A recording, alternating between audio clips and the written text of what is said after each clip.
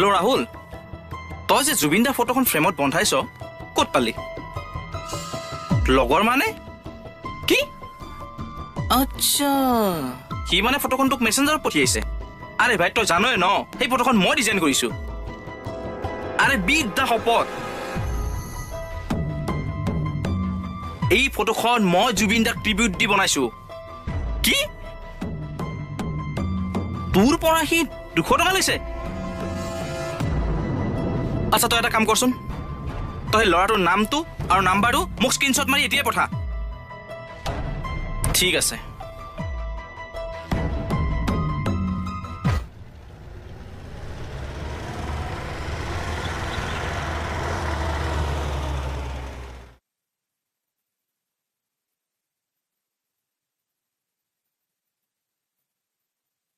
Sir, sir,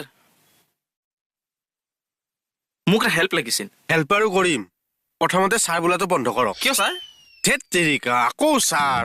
sir শব্দটো মোৰ লগত ফিট নহয়। আগে পিছে কাৰো মুখত শুনাই নাই, আৰু শুনিলেও গাটো হিৰাই যায়। ঠিক আছে, দাদা বুলিয়ে মাতিম বাৰু। দাদাইতো বেছ। কি হেল্প লাগে সেইটো ক।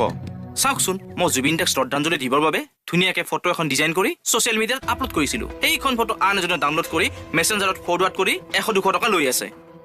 এনেকুৱা মানুহ পালে নহয় পিঠি বহল কৰি দিবৰ মন যায়। ভিতৰত ছাৰহঁত আছে, ভাল ব্যৱস্থা এটা ল'ব, তুমি যোৱা। ঠিক আছে